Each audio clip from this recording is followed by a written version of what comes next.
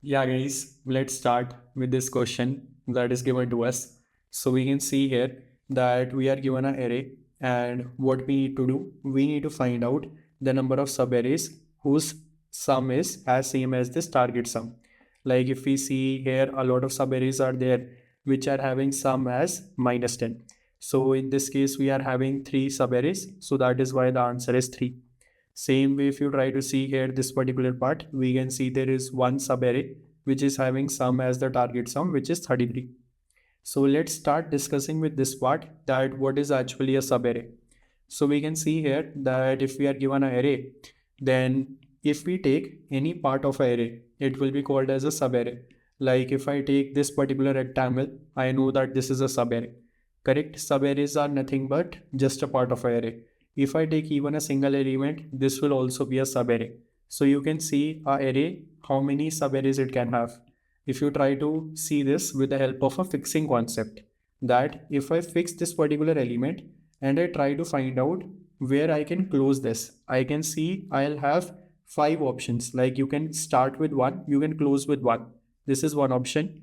Another option could have been this one. Another option could have been this one. Another option could have been this one. Another option could have been this one. So you can see this that 5 places are there where you can close or end a subarray. So if I ask you that from 1, there are 5 subarrays that are there which can be constructed here. Same way we can see here that if I go to 2 part, I can see how many subarrays. If you try to go here, you can see this will act as an ending point, this will act as an ending point, this will act as an ending point, this will act as an ending point. So we can see how many subarrays, 4 subarrays, or the subarrays will be like this. This is 1, this is 1, this is 1, and we could see this is 1. So we can see this way. So what do you think? We can see from 1 we will have 5 subarrays, from 2 we have 4, from 3 we have 3, then we have 2, then we have 1. So you can see this that it will be how much? If the array size is n, so it is as same as sum of n natural number, which is n into n plus 1 divided by 2. So you can see that these many subarrays are present that are existing, and for every subarray, if I find out the sum, we can see we need to use 2 loops, and we will be using the same fixing concept. Like if I show you for a smaller array, like if we have only 3 elements that are there, I can fix one and I can say that sum till this is 1. Now I'll change the another, I'll take another for loop and I'll iterate. Initially the jth pointer or the jth value in the for loop, it will be 1. So the sum is 1. Next time this j value, it will go to 2. So the sum will become 1 plus 2 and it will become 3. Next time what will happen, the sum, this will go to this part and again it will be added with 3. So the value will become 6. So you can see this way we can find out sum of all the 3 subarrays that are possible from 1. Once we have found out that, right, what we'll do, we'll try to go to this part. We'll go to this particular thing. And what we can do, we can say this that we can start from 2. Then we could have taken another pointer to this place and the other sum could be 2 plus 3. So this way you can see all subarrays sum could be found out, and once they are found out, right, I'll compare it with the target element, and if they are equal, then we can say that we will just increase the count. But this approach will require n square time, right? Why? Because you can see total subarrays that are there that are existing are approximately n square. That is why. So what is the optimized approach for this part? We can see we can use a concept of prefix array here. Like let's take the same example that is given here. So we can say 10, 2, like let's write -2, then we have 20, then we have -10. So if I write here prefix array or prefix sum array, so you can say tell here what is the sum. Prefix array means sum till this particular point. Like the sum till this point is 10. The sum till this point will be, like you can see it will be 8. The sum till this point will be again 10. The sum till this particular point, it will be, we can say, right, it will be 30 and it will be 20 here. So prefix array is just denoting the sum till that particular index that is there. I think this is making sense that these are the prefix arrays that are existing. Once we know that these are the prefix arrays, what do you think we can do? Like, what do you think could be done here? we can see here that prefix sum of this part and this part is equal.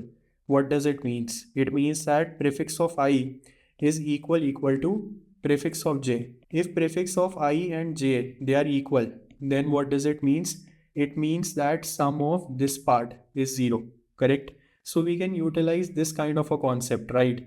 That if prefix at two positions they are equal, this means that sum from where to where? Sum from I to j, it will be what? It will be 0. I think this point till here is this thing is clear. So now we can utilize and modify it for this particular question as well. Like let's try to store the prefix sums also that are coming, and we will store it one by one and we'll try to do some calculation. Let's take a hash map here, or you might have heard of ordered map. So I'm just taking a map data structure. Now what I'll do is, as soon as I see a prefix sum, I'll store its frequency. So initially we can see 10 is present, it is having a frequency 1. Now if you see here that as soon as this -2 is coming, I'll store that 8 has a frequency 1. And what is the prefix sum? It is 8. So now if I try searching for this value, which is the prefix sum minus target.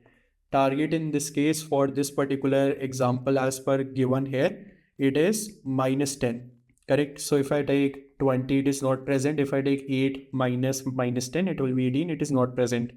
Then we will get what? We'll get 10. So if you search 20, is it present? No, it is not present, but 10 is present with a frequency 2. Now, if I take the prefix sum, it will be 30. And if you search here, like if we search for 30 minus, it will be 40, which is also not present. So you can see as of now, nothing for no particular condition, the element is coming. But now let's increase it. And we can see here this part. What will be the value? For 30, the frequency will be 1. Now, if I add this value, we get here 20. So if you do 20 minus 10, 30, it is present one time. So what does it means? It means that this -10 was present here one time, correct? But there are other scenarios also in which this -10 would have been present. So we will try to see that also. Like in the hash map, what we could have done is we could have taken here one more thing. That first, like try to think that, because initially if you see the first element, that is -10, right? If it would have been present, then we will get like if you do -10 minus -10, so you can see this, right, that it will cancel and it will become 0 here.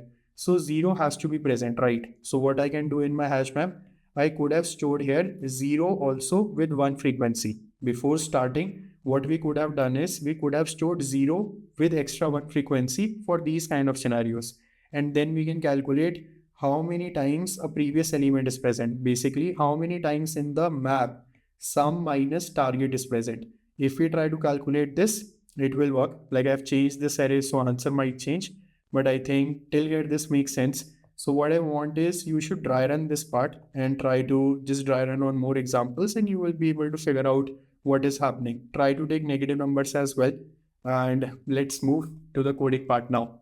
Yeah, guys. So let's try to code this particular question. So we can see this that we are given a subarray here, like we are given an array, and we need to find out how many subarrays are there which are having sum as target sum. So try run part, we'll do it over this example. If you remember that the example that I used in drawing, it has +20. That is why the answer here was coming as different. So don't get confused on that part. So as we discussed, right, we'll try to use a map here. So I'll just take a normal map that is there. And we can see here that this is the map that we are having. Now we need to iterate over the array that is there and we need to maintain the prefix sum. So I'll just take a variable sum which will try to store the prefix sum. So I'll just iterate in the array as of now. So you can use auto keyword also to iterate. I am just using normal indexes to iterate in the array. And I am finding out what is the prefix sum that is there. Once I found out this sum, right, what do you think we'll try to do? We'll try to see this part that if this particular sum, it is present, like the sum minus target, if it is present in the map or not.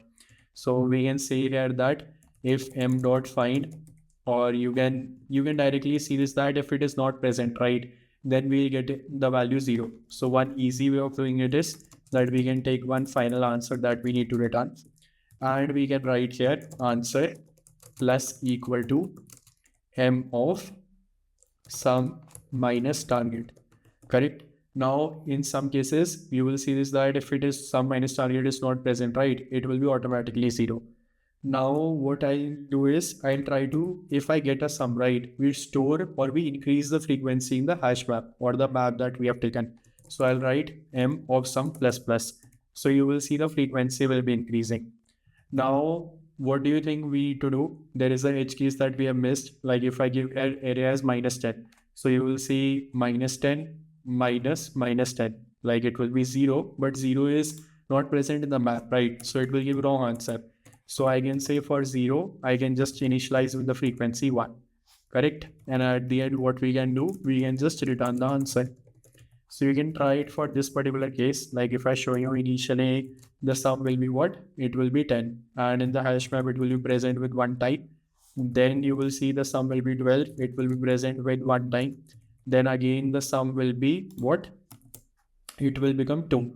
Now till here, what do you think are the, like this sum minus star that is coming? So first you will be getting a value 20.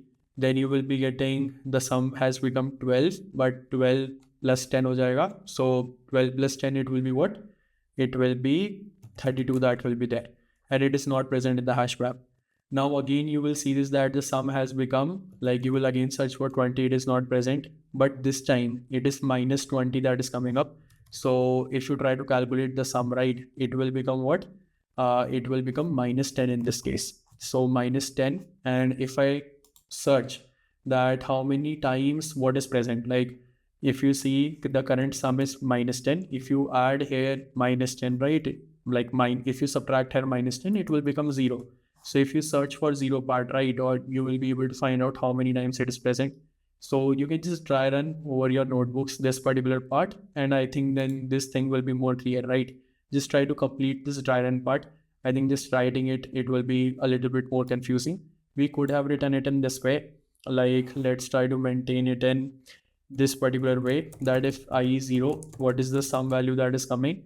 The sum value is coming as 10. And initially I can see this that in the hash map, what will be added? We can see 10 will be present only one time. And this time, what is the value of sum minus star? If you see sum minus target, it will be 10 minus minus 10. So it will be 20. Now, if we see I is equal to 1, the sum value will be what? The sum value will be 12. So 12 will get added into the hash map. But before that, if I see sum minus star, it will be 12 plus 10. So it will become actually 22. Now, if you see I is equal to 2, what will be the value sum? The sum value will be here. You will see it will be 10. So if I search for 20 again, you will see it is not present. And in the hash map, you will see this, right? 12 will be present one time. To tell here, if you see 10 is present 2 times. Now, if you try to see here I is equal to 3, some value will be what? We can see here that some value will become minus 10. Correct? And if I search here for sum minus star, so you will see it will search for 0. So if you remember, right, we have already stored that 0 is present one time. So we will find out one subarray in this case. Correct? That's the main use case that we stored here, 0 as 1. Now, if you try to see, once we go to I is equal to 4 part, we can see sum is equal to what? Sum value will be 10. Let's try to add it up. We can see 10 will be added and the sum will become 0. So if I do sum minus star, it will be what? It will be positive 10. And you can see positive 10 is present how many times? It is present 2 times. So previously in this case we got answer 1. In this case we got answer 2. So that is why the total subarrays that are coming up are coming as 3. Correct? I think this is making sense. In the previous try run, what I was doing, right? I think I took this value wrong. I told 32, but actually it will be 12 in this case. So you can just follow this particular try run. I think this is making things more clear. And I think the code should be clear. Let's say, and we have not declared here. So let's declare and also, which is the size of the vector that is there. So I can just write it down. Let's try to run it and submit it as well. We can see for this test case it is passing. So let's try to submit it as well. Yeah, so it will pass all the test cases. So let's try and meet up in the next question.